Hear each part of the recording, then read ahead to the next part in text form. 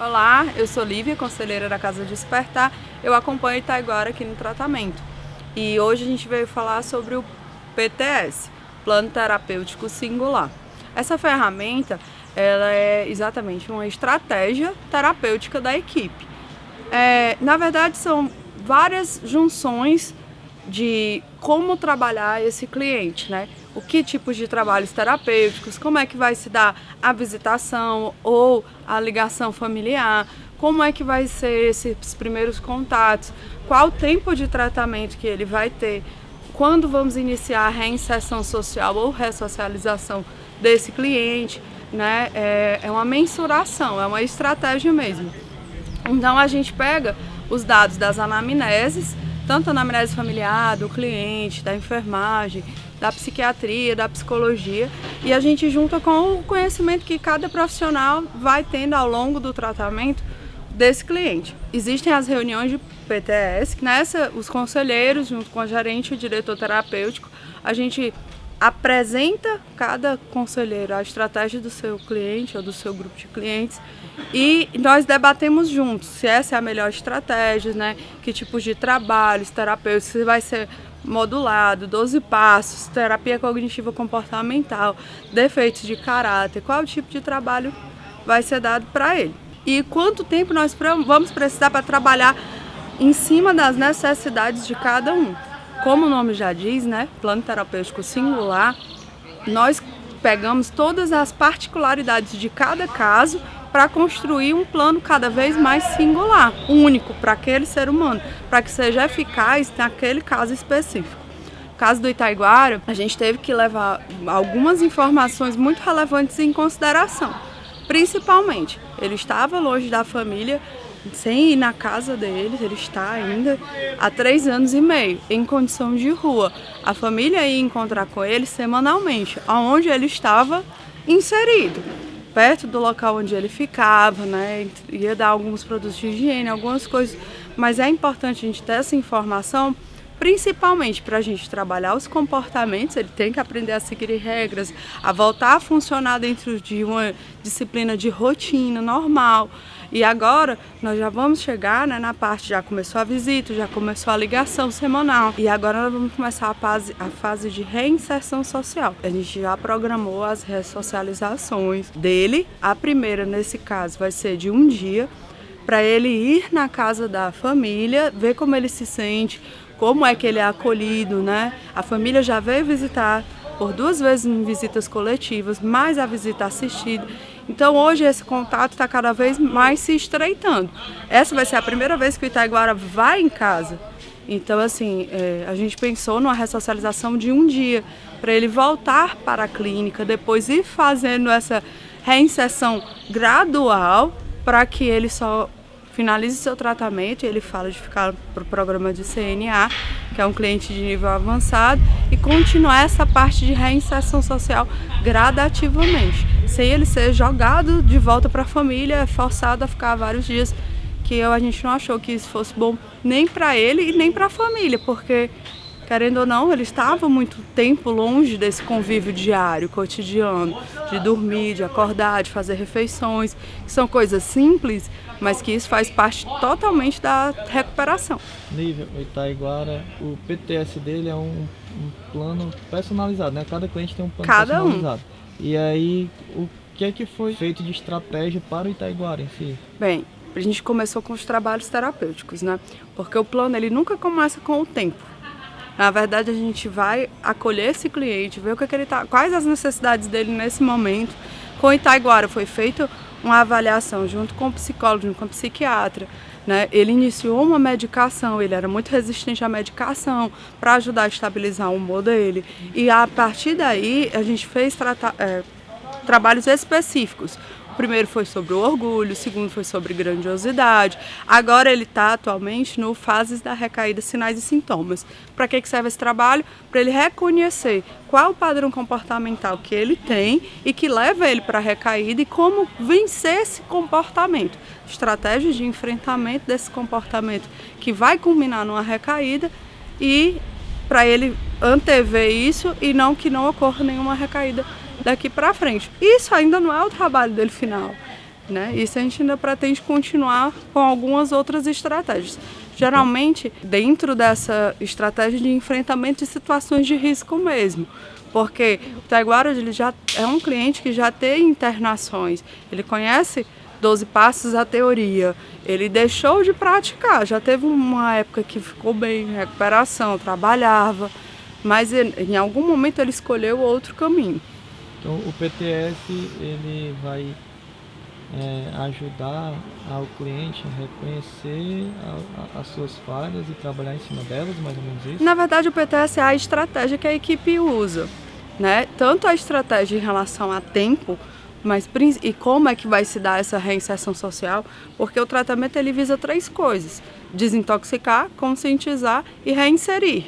Então, assim, pensando nesse objetivo do tratamento, o PTS é como eu vou conseguir, com maior eficácia, naquele caso específico, executar o objetivo final, que é a recuperação. Após a visita coletiva do Taiguara, ele passou a demonstrar uma postura mais motivada. Ele passou a ficar muito mais satisfeito durante o tratamento. Ele era uma pessoa que já estava bastante motivado, já tinha ideia do que queria durante o tratamento, até porque ele tem ciência da problemática dele, e aí ele conseguia já perceber essa situação de tratamento como algo mais leve de ser conduzido. Mas após a visita, conseguiu-se perceber uma motivação a mais, uma satisfação de estar no tratamento, saber que existe uma equipe terapêutica que faz um esforço para estar trazendo a família junto a ele para o tratamento, após tanto tempo na rua, tanto tempo sem ter contato com a família. E é exatamente esse contato com a família que estava perdido durante um tempo que a gente consegue entender a importância do PTS, que agora está estabelecido para ele uma ressocialização para uma maneira de reinserção, porque imaginemos o seguinte: uma pessoa que está há mais de 3 anos fora de casa, com pouco contato familiar, pouco ou quase nenhum, e aí ele se vê em um momento em que ele precisa novamente estar próximo da família para entender isso como uma forma importante do seu tratamento. É necessário também que tanto ele quanto a família possa se adequar de uma maneira mais interessante, porque quanto mais o tempo passa, as pessoas se modificam, né? Então, assim, a família se modifica longe do familiar, o cliente se modifica longe da família, e esse contato se torna muito importante. E é exatamente por isso que o PTS ele traz essa importância de dizer assim: precisamos fazer para ele uma reinserção, uma ressocialização de maneira diferenciada, certo? E com isso, sabendo que existe essa necessidade de reinserção dele, nós estamos trabalhando, pelo menos estou trabalhando com ele em terapia, questões relacionadas à percepção familiar, o que é que hoje ele percebe da família, e trabalhando a discrepância. O que seria trabalhar a discrepância? A discrepância seria a gente tentar compreender como é que ele percebe a vida que ele teve antes, né, tanto quando ele estava nas ruas ou antes de estar nas ruas, mesmo quando estava em casa. Porque ele consegue perceber isso, de dizer: um dia, talvez eu não dei tanto valor à minha família, e hoje eu encaro a minha família como o ponto central do meu tratamento. Eu preciso recuperar isso, e é uma das coisas que ele pretende, o objetivo mais forte que ele tem no tratamento dele. Então é preciso, antes de tomar algumas atitudes, começar a perceber como é que eu olhava para a minha família antes e como é que eu olho para a minha família hoje, para poder dar continuidade e criar estratégias para que ele saiba lidar com todas essas questões. E uma das formas, como toda família, não toda família, mas como toda relação social pode trazer algum tipo de conflito, é muito importante para pessoas que perderam as habilidades sociais começar a ser mais hábil com essas questões. Então, uma das coisas também que a gente vai começar a trabalhar, que nós já começamos a trabalhar, são as habilidades sociais e de enfrentamento. Porque uma coisa é você estar sempre solitário na rua, outra longe da família, outra coisa é você estar em um ambiente protegido da própria internação. E aí o que a gente está tentando agora é alcançar objetivos e formas de enfrentamento para que ele saiba lidar com as situações quando ele estiver em ressocialização. O PTS é um plano que é feito de forma personalizada, né, para cada cliente. E aí vocês, a psicologia junto com os conselheiros, conversam sobre qual estratégia, como é que vai ser essa montagem de estratégia e vocês trabalham em conjunto, é isso? Sim. O que é que acontece?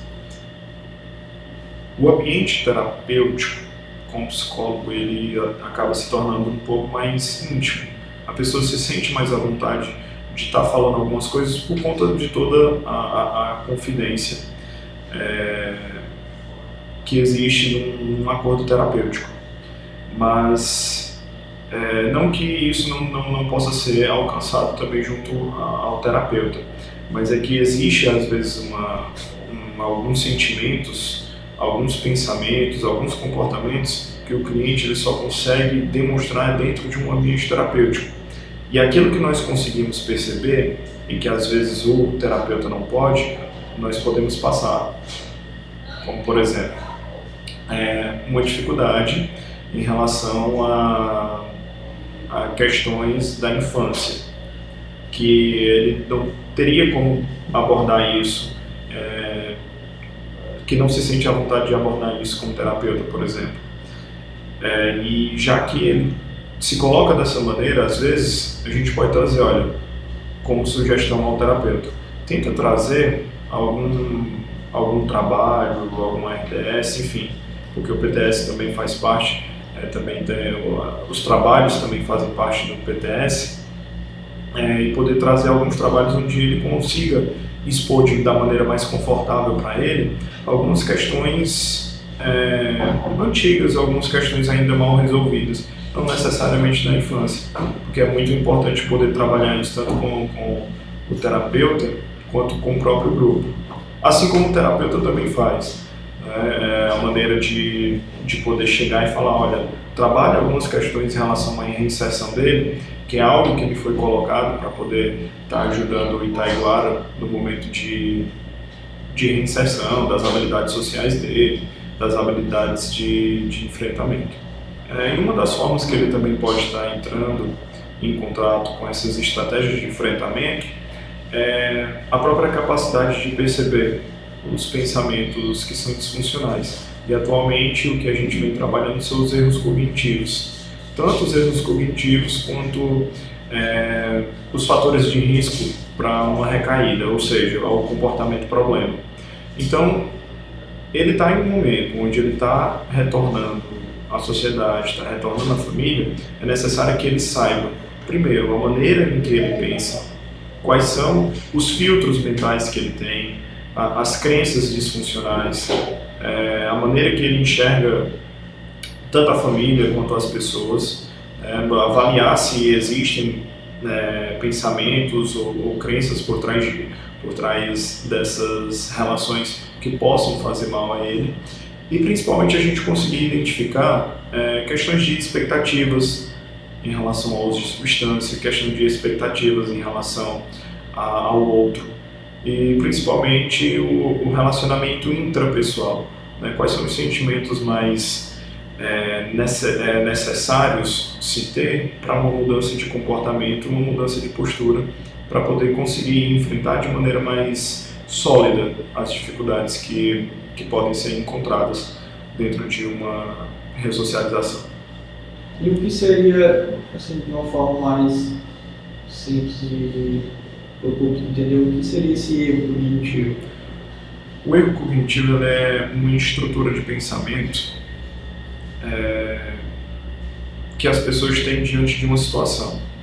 Por exemplo, uma pessoa que tem características de depressão, ela chega em um momento que ela tem vários amigos, mas chega no final do ano, ela não recebe carta daquele amigo que todos os anos sempre mandou uma carta para ele. E aí ele pega, se sente chateado e começa a pensar: estou perdendo todos os meus amigos, eu não tenho mais apoio dos meus amigos estão deixando de gostar de mim. Então, essa pessoa, por ter sentimentos, por ter sintomas de depressão, ele acredita que está sendo abandonado por apenas uma situação. Ele tem diversos amigos que mandaram cartas, mas por conta apenas de um amigo, ele acredita que está sendo abandonado. E isso se chama filtro mental. É um dos erros cognitivos. Ou seja, a pessoa pega apenas uma situação, ela pega apenas um ponto muito específico e acaba acaba generalizando todo o contexto. Minimização ou maximização de um problema é um erro cognitivo. Às vezes acontece algo grave com um cliente, com uma pessoa que chega ao consultório e ela acredita: não, isso não é nada demais, como uma agressão física, por exemplo. Não, o meu namorado, a minha namorada se comporta assim, isso é bobagem. Isso se chama minimização e é um erro cognitivo. Ou então acreditar que, não sei, esbarrar com alguém no meio da rua, de repente, e a pessoa fez isso sem querer, e isso quer dizer que a pessoa está querendo lhe machucar de alguma forma. Então, ou seja, você está aumentando o problema. Isso também pode ser considerado um erro cognitivo. E esses erros, doutor, se não for de alguma forma vistos, tratados, podem ocasionar recaídas? Sim, certamente.